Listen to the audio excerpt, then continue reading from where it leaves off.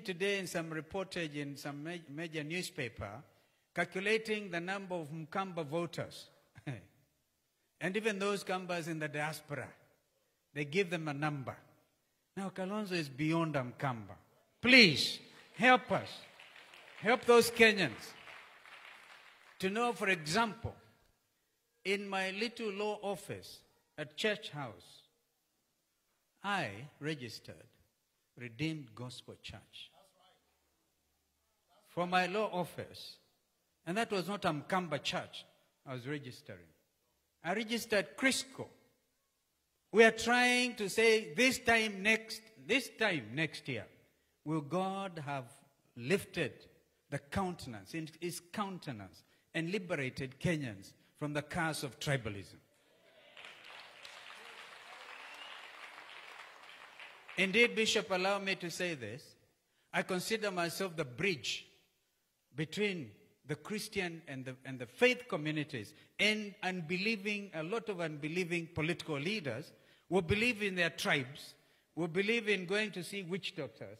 And therefore, when you look at Stephen Kalonzo Musyoka, please look at me as the bridge, praying bridge, absolutely less than perfect as a human being, but only holding on to the cross of Jesus Christ.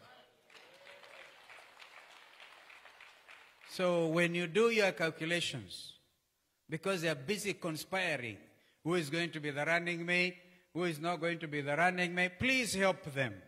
Help them to know that what God has determined, no human being will stop it.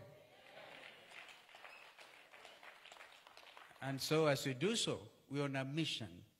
We're on a mission to change the way this country is governed.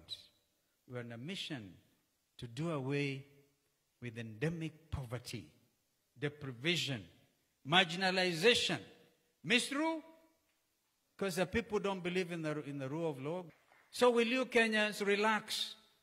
Please relax and give God a chance. Let God shape the affairs and the destiny of this nation.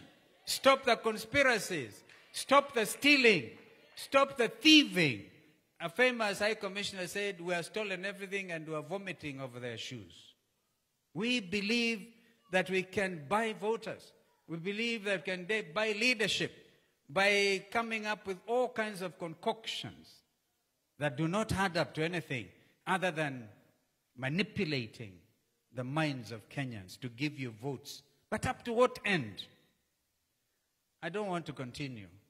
I hope media, you please, if I've said nothing from this pulpit today, will you help Kenyans detribalize their minds?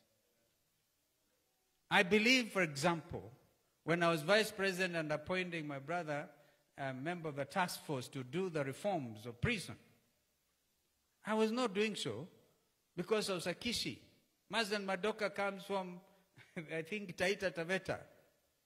And there was a Commissioner General of Prisons, Dugu, what's her name again? Osugo.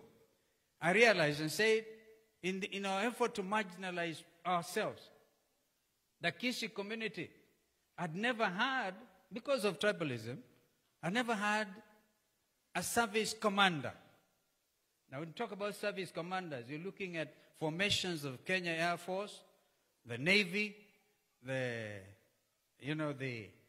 askari wa jeshi wa nchi kavu, na wale wengine. Never before had a Kishi been appointed a service commander. And I looked at this and I saw the problem.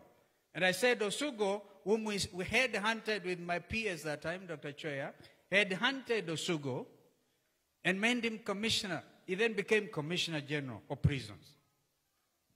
Now, I was trying to do what Mzee Moi that time used to do, kiraka hapa na kiraka. But the time has now come to stop telling the people of Mount Kenya region that Kalonzo is not a Mkikuyu. I am. Are you with me? Are you with me?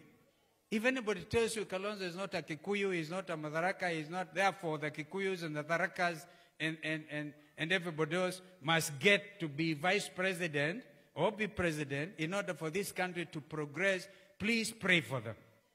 These people need prayers.